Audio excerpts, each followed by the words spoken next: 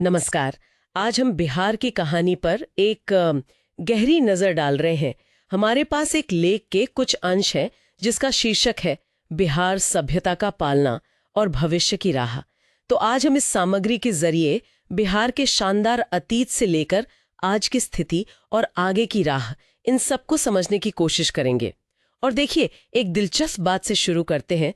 लेख बताता है कि बिहार का नाम विहार से आया है, मतलब मठ, जो सीधे सीधे इसकी बौद्ध और जैन जड़ों की तरफ इशारा करता है ना। बिल्कुल। और आज की बात करें तो ये भारत का तीसरा सबसे ज्यादा आबादी वाला राज्य है, करीब 13 करोड़ लोग। 13 करोड़? जी। और लेख यूं ही इसे भारतीय सभ्यता का पालना नहीं कह रहा। सोचे जरा, यही मगध साम्राज्य था, यही मौर्य वंश का शासन रहा, चंद्रगुप्त मौर्य, अशोक महान, कितने बड़े नाम। और फिर गुप्त साम्राज्य भी तो यही फला फूला, जिसे भारतीय संस्कृति, विज्ञान, कला का स्वर्ण युग कहते हैं, सब यही। हाँ, और ज्ञान और धर्म की विरासत भी, जैसे बोध गया जहां बुद्ध को ज्ञान मिला, और नालंदा, विक्रमशिला विश्वविद्यालय, वो तो उस जमाने के, आप कह सकते हैं, ग्लोबल एजुकेशन हब थे। सही कहा, वैश्विक केंद्र थे वो। और जैन तीर्थंकर महावीर की जन्मस्थली भी यही है। लेकिन बातों पर जोर देता है। फिर समय बदला, मध्यकाल आया, बाहरी हमले हुए, शासन भी बदला, तो वो जो पुराना राजनीतिक दबदबा था वो थोड़ा कम हुआ। पर हाँ, सांस्कृतिक गतिविधियां चलती रहीं। अच्छा। फिर ब्रिटिश दौर आया और इसमें 1917 का चंपारण सत्याग्रह वो बहुत अहम माना जाता है। गांधी जी वाला? जी, गांधी जी का भारत में पहला बड़ा आंदोलन। फिर 1912 में ये बंगाल से अलग होकर एक प्रांत बना। 1947 में आजादी के बाद भारत का राज्य बना। और फिर साल 2000 में झारखंड अलग हुआ। हाँ, वो दक्षिणी हिस्सा जो खनिज संपदा से भरपूर था, वो अलग होकर झारखंड बन गया। तो ये तो इतिहास की बात हुई, लेकिन इस मजबूत पृष्ठभूमि से आज का बिहार कैसे जुड़ता है? आज की तस्वीर क्या है जो लेख दिखाता है? खासकर ये बात कि यहाँ भारत की सबसे युवा आबादी में से एक है, आधी से ज्यादा आबादी 25 साल से कम। बिल्कुल। और ये देखिए, बहुत बड़ी बात है।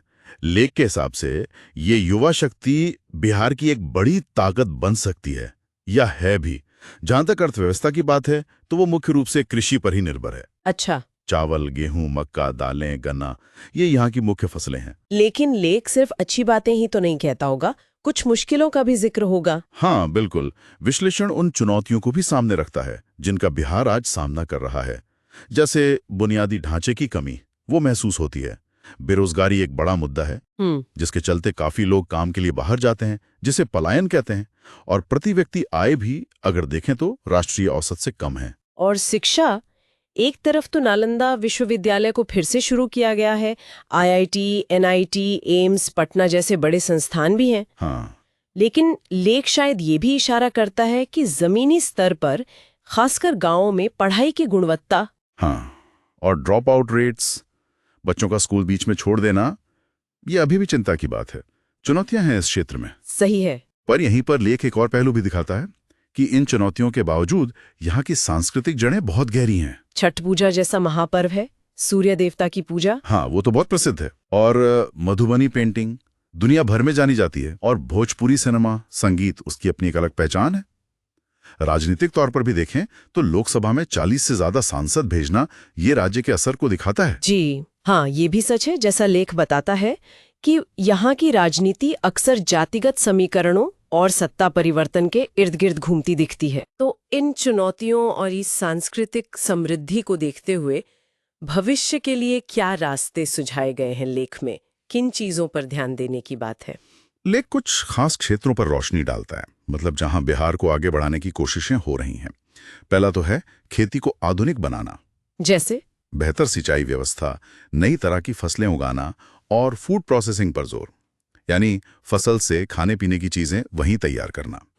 दूसरा, बुनियादी ढांचे को मजबूत करना, सड़कें बेहतर हों, पटना में मेट्रो का काम चल रहा है, स्मार्ट सिटी योजनाएं हैं। और युवाओं के लिए, जिनकी हमने शुरू में बात की थी, उनकी बड़ी आबादी है। हाँ, उनके लिए कौशल विकास और शिक्षा पर जोर है। ITI हैं, दूसरे वोकेशनल कोर्सेज हैं, ताकि युवाओं को रोजगार के लायक हुनर मिल सके। अच्छा। इसके अलावा पर्यटन को बढ़ावा देने की बात है, खासकर बौद्ध सर्किट। हाँ, बुद्ध से जुड़े स्थानों को जोड़ना। बिल्कुल। और दूसरे ऐतिहासिक स्थल भी हैं, और हाँ, नए उद्योग और स्टार्टअप्स, इनको भी बढ़ावा दिया जा रहा है। इसके लिए खास इंडस्ट्रियल क्लस्टर और स्टार्टअप नीतियां बनाई गई हैं।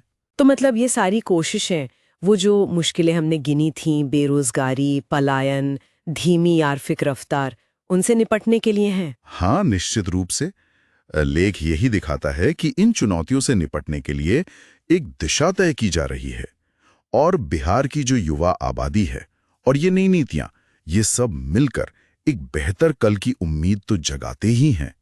ये एक तरह से अपने शानदार अतीत से प्रेरणा लेकर भविष्य को संवारने की कोशिश है। तो संक्षेप में कहें तो बिहार की कहानी एक ऐसे प्रदेश की है जिसने कभी दुनिया को रास्ता दिखाया, फिर कई उतार चढ़ाव देखे और आज अपनी चुनौतियों से जूझते हुए एक नई उड़ान भरने की तैयारी में है। बुद्ध की शांति से लेकर चाणक्य की नीति तक इस जमीन ने बहुत कुछ दिया है, ये तो मानना पड़ेगा। बिल्कुल।